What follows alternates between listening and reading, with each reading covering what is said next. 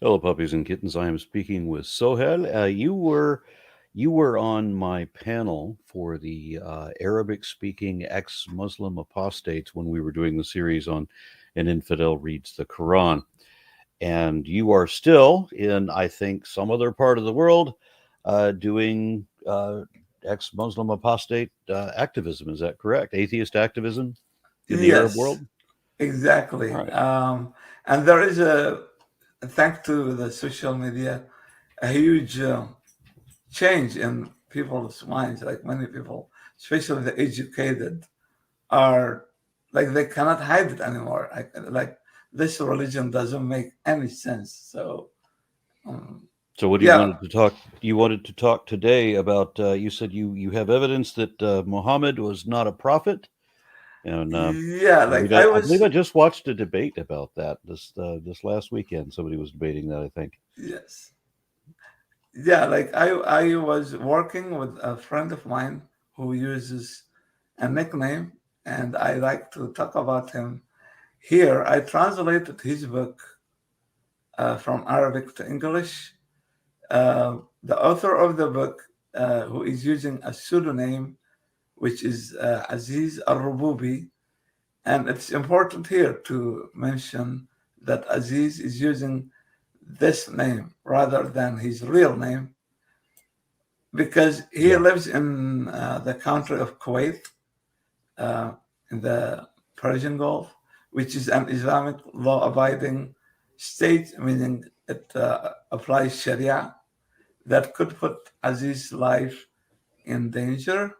Yeah. And, and Kuwait, like most Islamic countries, adopts a medieval point of view when they deal with religion. And Aziz al-Rububi believes that he can be like Ibn Warraq or Christopher Luxemburg or Talal al-Rawandi in promoting like his ideas and opinions while he's staying like safe in the shadow.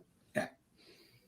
So the book he wrote, I guess in Arabic originally, that you translated to English, is the phenomenon of prophecy. Yes, Correct? Is that the that's okay? All right. Well, let's go ahead and let's talk about that then. yeah. So the phenomena of prophecy, Muhammad's prophecy under scientific scrutiny, 2023. That's the English version. Is a book that looks somewhat different from its Arabic version for the simple reason that when an author addresses a specific audience of a specific language, the author has no choice but to remain in the mindset of that culture and probably will need to explain some issues less or more based on the public understanding of these issues. For these reasons, there was an additional part in the translation of the book because I did see that the author, for example, was talking to the Arabic speaking audience, uh, and it's will be more confusing to the Western audience if I translated literally everything, like take it literally. So I added some explanations to the issues I discussed. And I'm ready to Okay. give you an example if you like.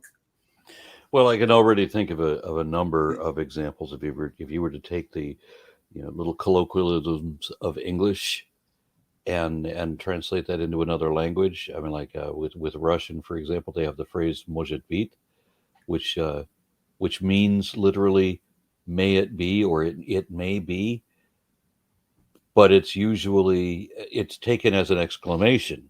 The way we was, oh, holy shit, that kind of thing.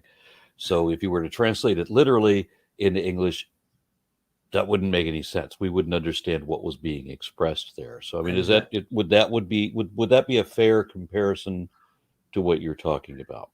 Yeah, exactly. But there is another issue is that Arabic is different from English in one of the yeah like one of the reasons is that the same text, if you just change the punctuation, the whole meaning will become different. Like, um, and I will explain that. Yeah, let me give you an example here.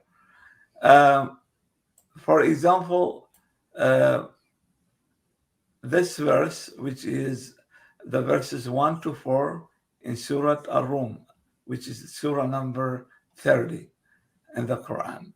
The verse says in Arabic, and if you are okay, I will read it in Arabic.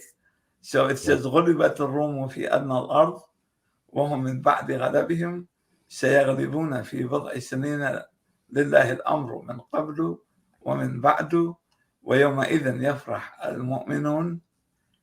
And the translation says, the Romans have been defeated in nearby land, yet following their defeat, they will triumph in a few years' time.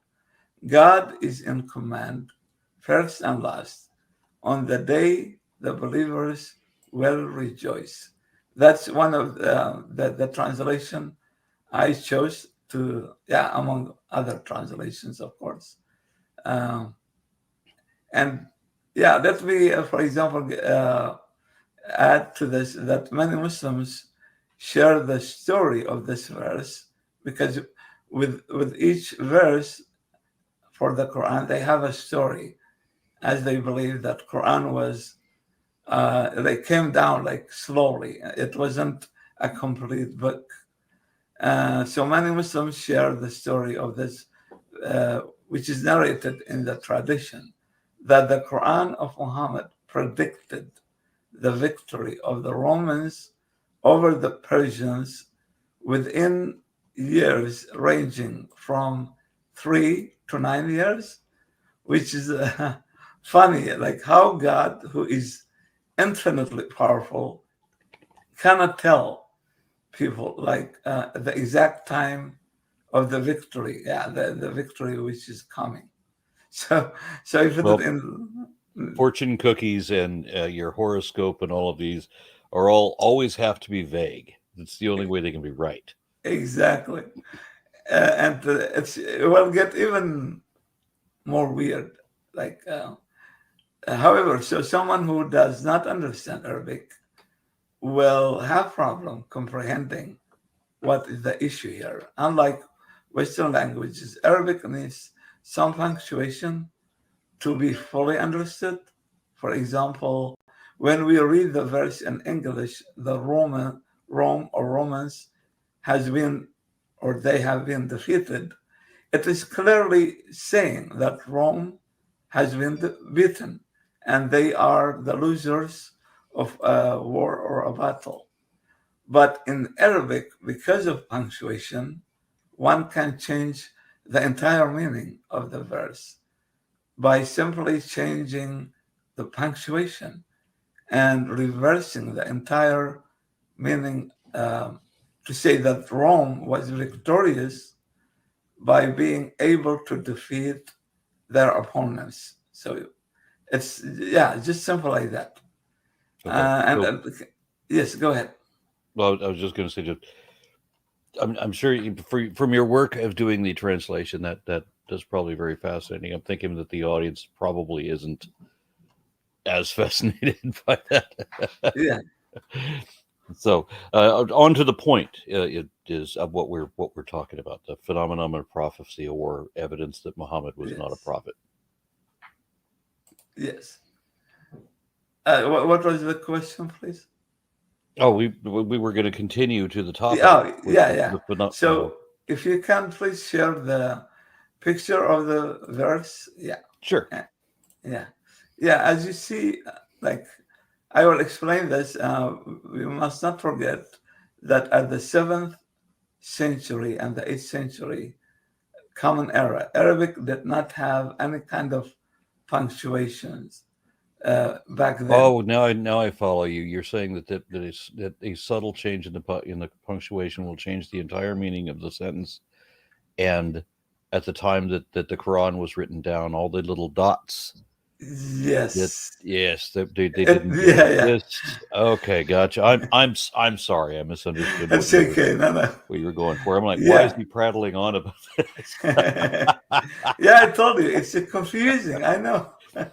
Okay, please accept my apologies. Go It's ahead. okay. Yeah, yeah. I apologize. Accepted.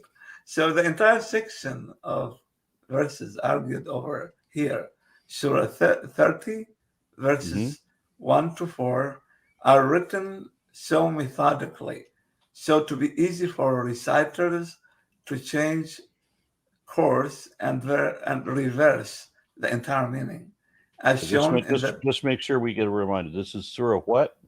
Surah 30, Surah 30 verses 1 to 4. to 4. Thank you. Yes. And so I put here in this example, it's the same verse. I chose the same verse, but I wrote it twice. So you see, they have the same letters. So as shown in the two lines. First line is the verse as written in the Quran, and the second uh, is also legitimate reading. It's still like imagine two contradictory readings, and the second one is still a legitimate a legitimate verse, but Yeah, they just to have remind everybody, I mean, yes, when we were doing the show for an infidel reads the Quran, yes, before we would have our panel discussions, before I would yes, invite you on and everybody to explain, yes, I would first read the surah and I would have to read it in multiple versions, up to 6 different translations, because yes, they are all different. They all and sometimes it took all 6, because the same verse in the previous 5, they don't match each other, and I can't. What the hell is this trying to say? Because they were so disparate from each other. And exactly, so that's why I needed help of people who spoke Arabic, who could then come in and say, okay, well, I can understand your confusion, and here it is. It's a cultural thing in this culture, or in this history, in this region. This is what the colloquialism means, or this was the commonly interpreted belief, or whatever. Things that I would never be able to figure out on my own. yes, So that's why we did that. But I would have to write an article of my understanding of what I had just read, and I would have to compare everything I just read and what I thought it said with other translations, and wherever they deviated, well, now I'm going to get confused. So that's what you're talking about here. You're saying that Muslims themselves have the same problem when trying to translate from a document that didn't originally have the punctuation.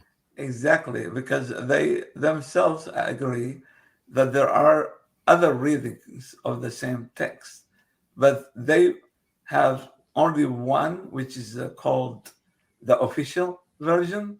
But in the books you can say, well, they can read it this way or differently, and they have like about 10 legitimate readings. So yeah, so let me explain this, the difference between two verses. So the first line is the verse as written in the Quran, and the second one, even though it's still a legitimate reading, but it states the opposite. So, for example, chapter 1 discuss. No, sorry, the first verse says that Rome was defeated in the nearby land, and after they have been defeated, they will be victorious within several years. The second one, it says the opposite, that Rome is victorious in the nearby land.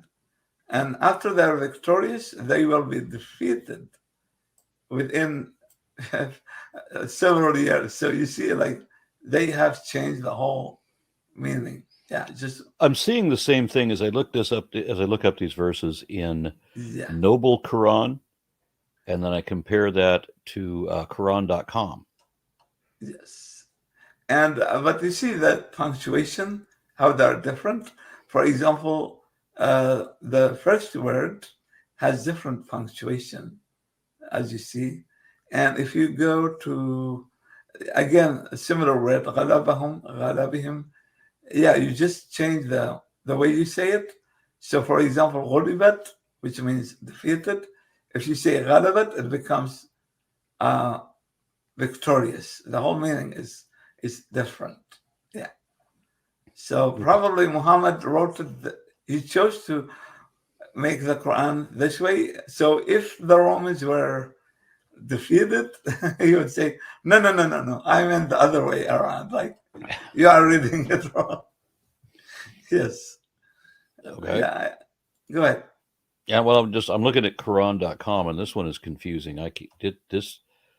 This doesn't take me to the same context at all. Okay. Yeah, This this is is hard. the Yeah, I can verse. tell what chapter the surah should be. Ar-Rum, right? Yeah, Is room number 30. which and ruled Ar-Rum. Now, does that mean Yeah. about Rome? Yeah, the Romans. Yeah, in Arabic, when you Okay. say Rum, Okay, here yeah, I it found means it the finally. Romans.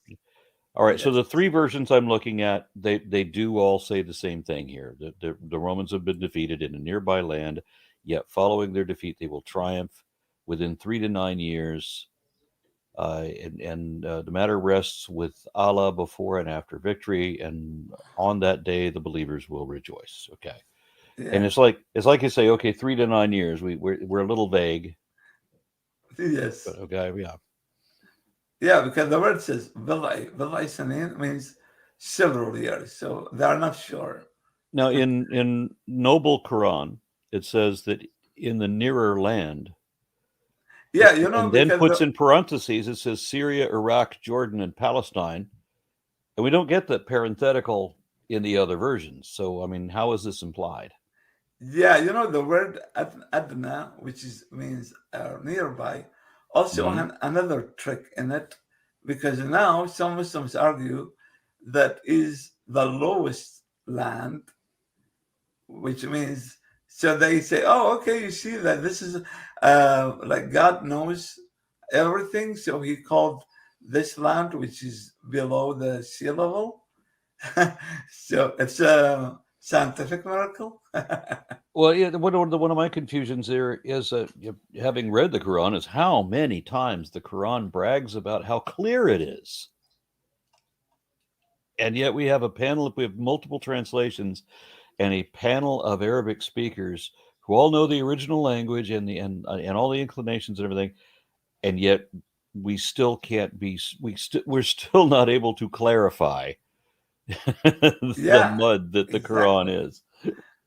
And if you go to the Meccan surahs, the short surahs, it's even worse. Yeah, it's horribly worse. So yeah, this book by my friend Aziz Al-Rububi, we explained. Yeah, I added this picture to the book also. You will find it there too. So we explained like several. And if somebody's looking at this and they can't tell a difference, I mean, there's not a lot of visual difference. It's like one of the dots is one of the punctuation marks in the above is a dot, like what a period would look like, and in the below, it's a hollow circle. Yes. It's a small hollow. It's like you drew an outline around the period, but left the period empty. Yes. So it's very subtle. Yes, it looks like Chinese for most Americans. They don't understand. Yeah, understand it, and I understand because it is hard. Like even for me, like I learned Arabic, and it's not my first language, by the way. Arabic is my second language. My first language is Kurdish, which is similar to Persian or Farsi. Yeah, but I learned Arabic when I was a kid. Yeah. Okay. Yes. So I think we're done with the picture here. All right. Yeah. Yes. Okay, so do continue. So yeah, go ahead. I can't predict where you're going to go with this. I tried once and if I failed, so I'm gonna keep my mouth shut from here on. No, you're okay. So chapter 1, for example, and the book made of 4 chapters. Chapter 1 discusses the phenomenon of prophecy through this human history in brief, like, and indulge in some details discussing Muhammad's prophecy. An example of this chapter, like Sumerian myth Enlil, the god of air, distanced the sky from the earth and furthered the earth from the sky, separating them. The first adventure of mine, this is the book where he took the quotation. Yeah. And then the Bible says the same thing. Let there be an expanse in the midst of the waters, and let it separate waters from waters. And God made expanse and separated the water under the expanse from the water above the expanse. And so it was, like Genesis chapter 1, 3 to 5. And also we find the same thing repeated in the Holy Quran, that have those who believed not seen the heavens and the earth were one single entity. Then we parted them both. Uh, Surah 21, verse 30. Yeah, Yeah, I've so often talked about how the scriptures, both the Quran and the Bible, have this Bronze Age flat Earth cosmology written into them. And in the case of the Quran, I've seen so many apologists try to argue how scientific it is, but the part that you're talking about right now, where the sky is kind of equal to the plane of the earth. It's like there's a plane of the sky and then a plane of the earth, and they both have similar boundaries.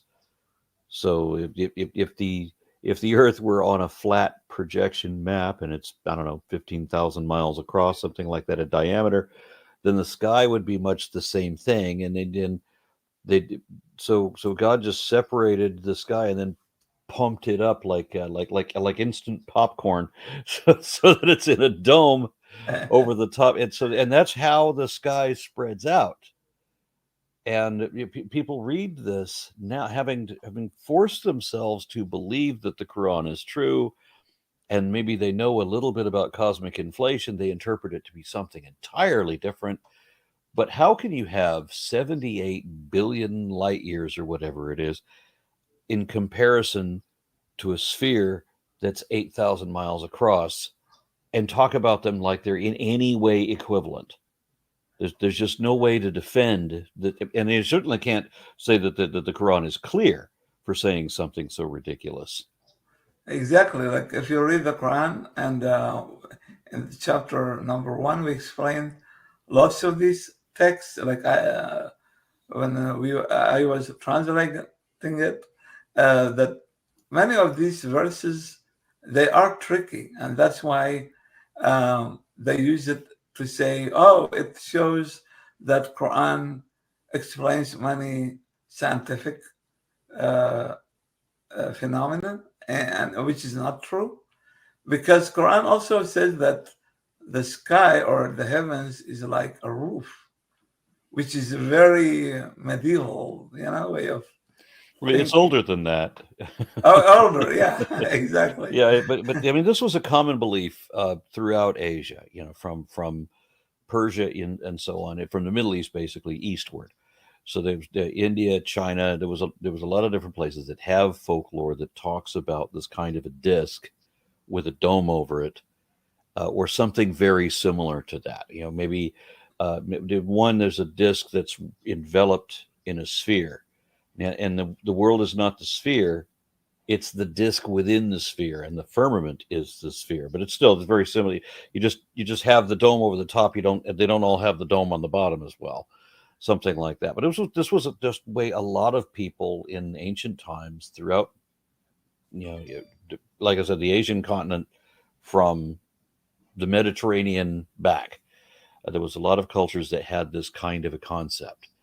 So it's not surprising that it shows up in the Bible. And of course, the Quran largely copies everything from the Bible. And there you get it again.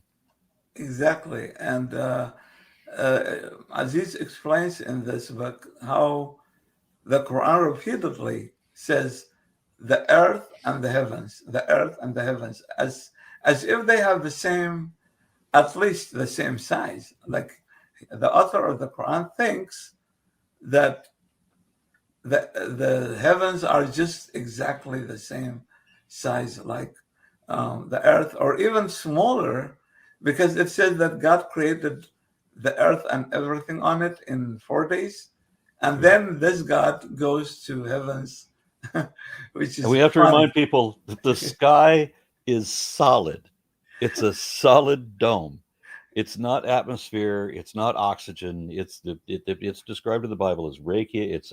It's like a molten glass or a crystal.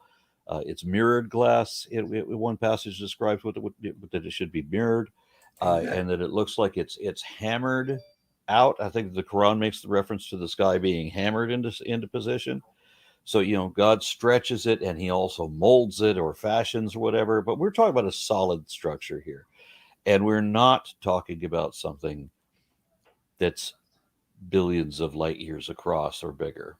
Yeah, there is no way, of course. Like, I mean, any Muslim who said that or otherwise, I mean, he's cheating on himself and he's lying to everyone. Yeah, because there is nothing like that in the Quran. And another evidence is that if Quran was uh, scientifically true, like it talks about how the moon moves and how the sun is moving or swimming, but then never ever talks about Earth moving. No, the Earth is just there. It's not moving. Everything is moving around the Earth. It Yeah. also says that the sun and the moon can never overtake each other, that they're each on their tracks across the firmament. So again, the common concept is that the sun and the moon are somehow connected to this dome that they move across, as are the stars as well. And I don't know how people necessarily figured that out, but they knew that the stars were like in a fixed position. So by one description, pinholes in the curtains of night, but in the Quran, it describes them as being literally lights in the sky, that they are lamps, literally lamps that are Yes. stuck in key places in the firmament, just kind of randomly dispersed, where angels angelic guards of God's hotel, heaven, which Yeah. sits in the top of the expanse of this. It's an invisible hotel in the expanse of this firmament, and I don't know if it's too small to see it because it's too far away, or if it's invisible, or what the deal is, but it's a physical hotel in the expanse of the firmament. And if demons or genie get too close, and so that they're able to overhear Spy. what God is telling his people, well, then angels can grab stars, lamps, out of the firmament, the solid dome of the firmament, and hurl these stars at the genies to drive them backward. That's where you get shooting stars from. Exactly. Yeah, that's exactly what the Quran says. And also, the another strange thing is that the sun goes like when if you go to the west, that what the Quran said that when Dhul Qarnayn or the guy with the two horns, some interpreters say that it's Alexander the Great. Some others say another guy.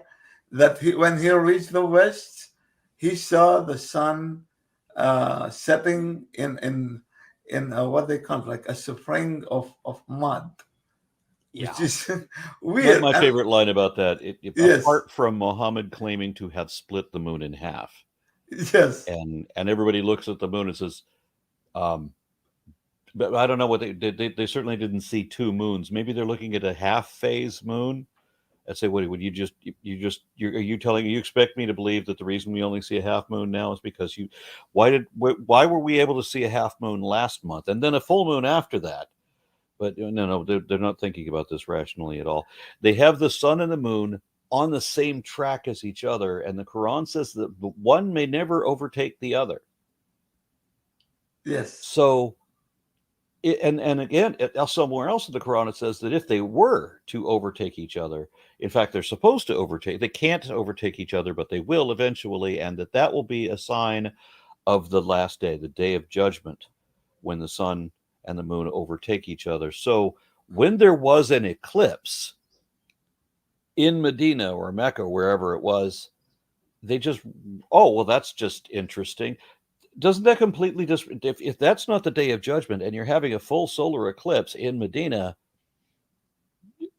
why didn't everybody just become atheists the next day?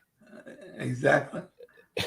So, yeah, Muhammad, like he was a trickster. Like he's very clever. Like in using religion, controlling other people. Like for example, he would come up with a verse like allowing or forbidding some stuff, but then you will see him do everything the opposite. Like he will have as many women he likes, he will eat when he wants to eat, he will not pray. Like even Aisha, I love Aisha, like his wife.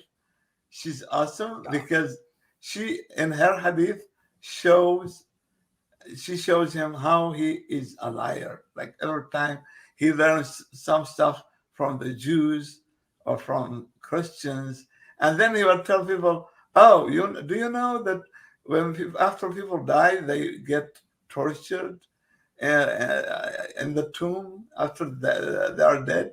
And I should tell us that he just heard that from two Jewish women. So I mean, I like Aisha. I love her.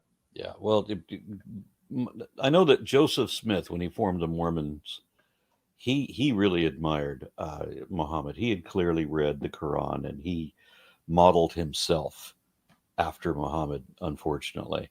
Yeah. And yeah, even declared himself the American Muhammad at one point. Yes. And I noticed similarities before I knew anything about Mormon history. I noticed similarities between Mormon apologetics and Muslim apologetics, and I could see a lot of parallels there. I didn't realize that they were there by design. Okay. Yes. Should I go to explain a little bit chapter 2? So, chapter 2 discusses the reliability of early biographies of Muhammad.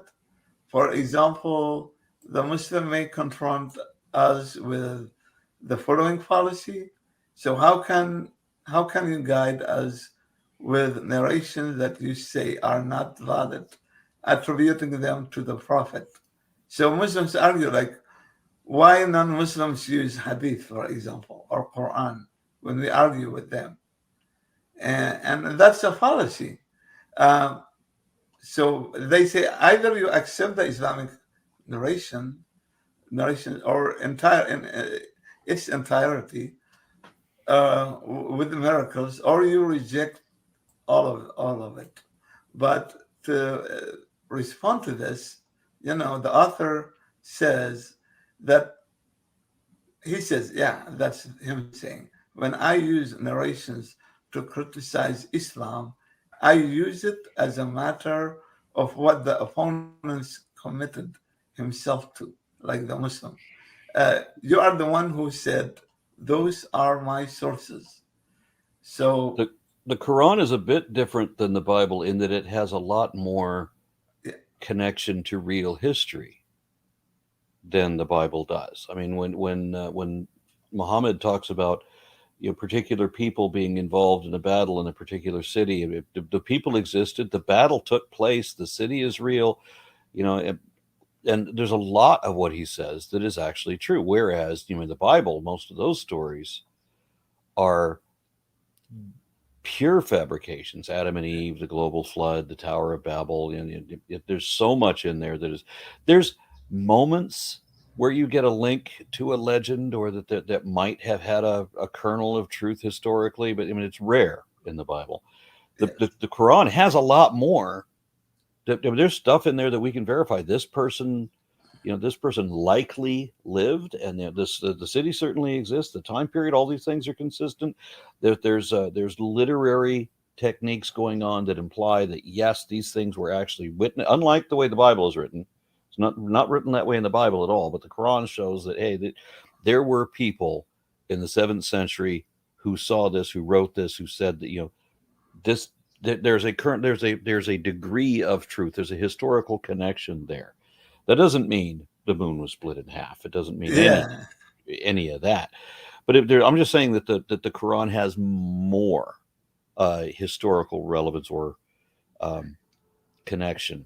It's yeah. more connected to reality than the Bible is. You remind me myself when I do some of my friends, even the atheists, argue with me like how you use the Torah or the Jewish holy book as an evidence for this race or this people to live there, and they think, okay, how an atheist could believe that? So I tell them, well, I deal with it as a book, a historical thing written. It doesn't mean that I believe uh, the theology of it, or No, I believe. it's a compilation of fantasy folklore with myths and legends and from Yes, different sources, and some of which can have a metaphorical truth to it. A very little of it might actually have a historical truth to it. Aspects of that, I often use the example of like in the third movie of the Indiana Jones series, he goes to Germany and that literally bumps into Adolf Hitler. Germany existed, Adolf Hitler existed, everything that you see in the time period of the movie, that's all consistent. That doesn't mean that Indiana Jones ever existed, nor anything that he did in any of was those true. movies. Yeah. None of that ever happened. It's just you have to understand that some stories are going to be placed in real. Spider-Man is based in New York City. Clark Kent lives in Metropolis. It's a fictional city. And so you've got in the Bible, for example, you've got fictional places and fictional people, and then they're mixed with other stories that involve real people and places, but the stories are fake. Yes. Yeah. Like, for example, imagine if the whole Earth is destroyed in an atomic war or whatever, and then in the future, some people came and discovered Sherlock Holmes' novels. They would say, "Oh, this guy is real because it's based on real places," but it's not. So the Quran is the same. Yeah, I mean, there is a debate in the atheist community and the non-religious community in the Middle East whether Muhammad really existed or not.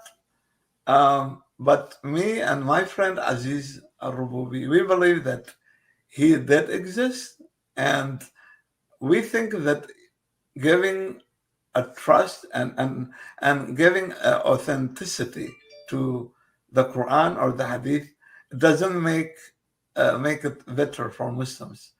It's actually worse when you see this Hadith and this Quran to be true.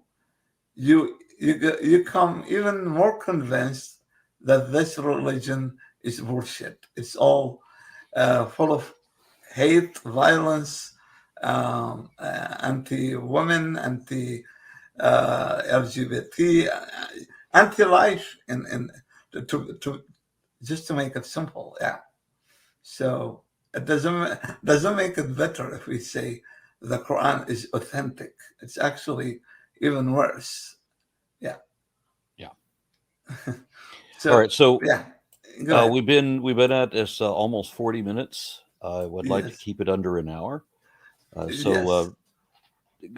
let's continue with that goal. Yeah. So like for example, chapter 3 is called Evidence of Prophethood. Discusses mostly scientific miracles in the Quran, as claimed by many Muslims. The idea of scientific miraculousness is based on the fact, okay, and the fact, as Muslims claim, that there is an information present in the Quran that preceded modern science in discovering the natural phenomena. But the miraculous, this is the point Aziz focused on, and it's very important. Uh, he said that the miracleists who believe in this use new interpretations that are different from traditional interpretations that were said by Muhammad, companions, the family of Muhammad, if we take the Shia books, for example, and the followers. Like even to the third, fourth, fifth century, there is no mention of any scientific miracles in the Quran. I mean, it's just a new thing made up by some people who benefit from it. They gather money, and also they want to promote their faith or religion or whatever. Yeah, missionaries. But the traditional and the Quranic explanations, yeah, they have zero mention of that. So that's very important to remember. Um, Chapter 4 discusses all the major stories of Muhammad's life, like it's kind of summary of the Sirah, how he was intolerant, fanatic, and even Muhammad contradicting in I many like you have a situations his own. Yeah. you have a subchapter in here. Was Muhammad mentally healthy? Yeah, we talked about that too in the book. Yeah, which I believe you will put it in the description so people will. It's on Oh yeah. Amazon. Yes. You want me to put the Amazon listing? Yes, I'd be happy to do that. Yeah, thank you. I appreciate it. And the book, I mean, it's $2. I believe it will be easy for many people to reach it. Uh, yeah, so as one example, in chapter 4, Muslims tell us that Arabs were in a state of extreme ignorance and that the Jews were concealing the Bible. Yeah, that's what they say. But when we go back to the religious sources themselves, we discovered that those allegations by the Muslims are incorrect.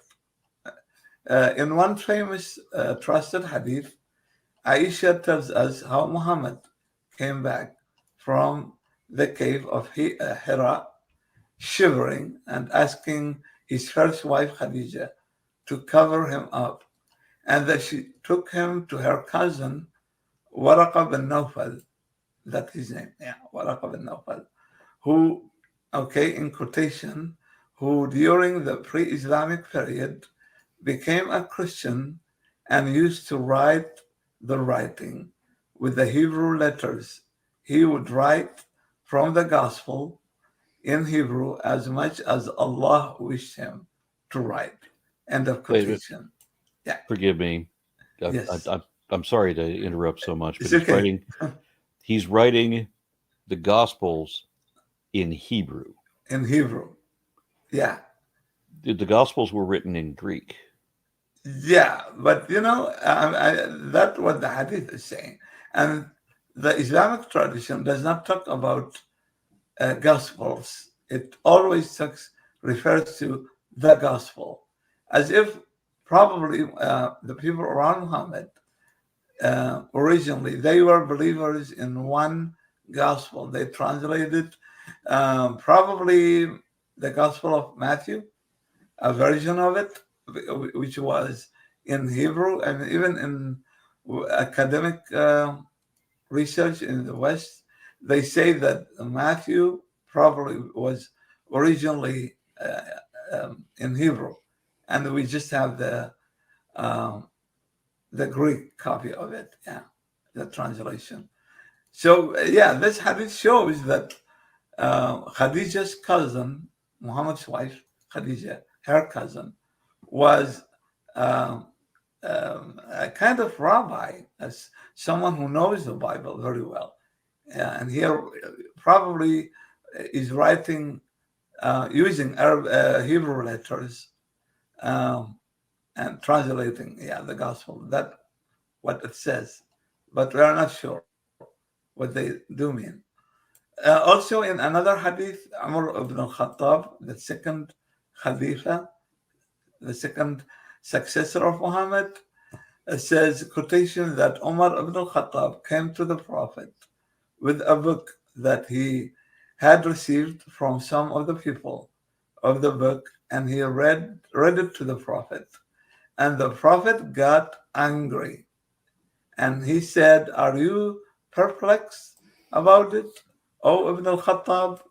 And by the one who in his hands is my soul," meaning Allah, "I have come to you with it white and pure."